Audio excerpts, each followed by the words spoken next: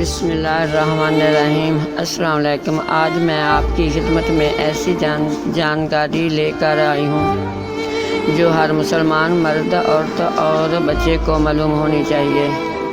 حضرت محمد صلی اللہ علیہ وسلم کی پیدائش کب ہوئی، پرورش کیسے ہوئی اور نبوت کا آغاز کس عمر میں ہوا، اور آپ صلی اللہ علیہ وسلم کی وفات کب ہوئی۔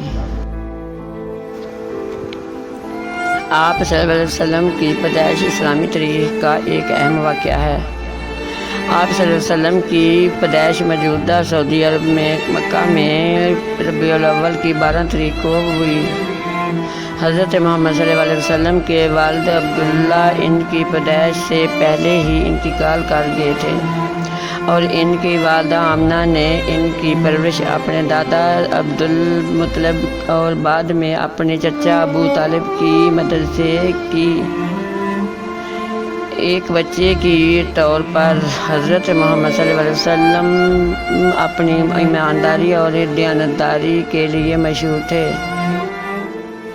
40 سال کی عمر میں حضرت محمد صلی اللہ علیہ وسلم کو مکہ کے قریب غار حرا میں مراقبہ کے دوران فرشتہ جبرائیل کے ذریعے اللہ کی طرف سے پہلی وحی ملی۔ یہ واقعہ ان کی نبوت کا آغاز تھا۔ حضرت محمد صلی اللہ علیہ وسلم کی تعلیمات میں توحید، ہمدردی، انصاف اور برداری کی اہمیت پر زور دیا گیا، اور 622 عیسوی میں وہ اپنے مومنین کے ایک گروپ نے یثرب شہر کی طرف ہجرت کی، جسے بعد میں مدینہ کہا گیا۔ حضرت محمد صلی اللہ علیہ وسلم نے مدینہ میں اسلام کے پیغام کی پھیلانا جاری رکھا، ایک منصفانہ معاشرہ قائم کیا اور عرب کے مختلف قبائل کو توحید کے جھنڈے تلے متحد کرنے میں اہم کردار ادا کیا۔ آپ صلی اللہ علیہ وسلم کی وفات 632 عیسوی میں ہوئی،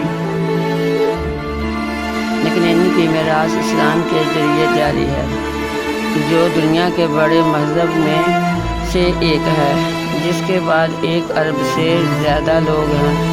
آپ صلی اللہ علیہ وسلم کی زندگی اور تعلیمات مسلمانوں کو ان کے عقیدے اور طرز زندگی میں تحریک اور رہنمائی فراہم کرتی رہی۔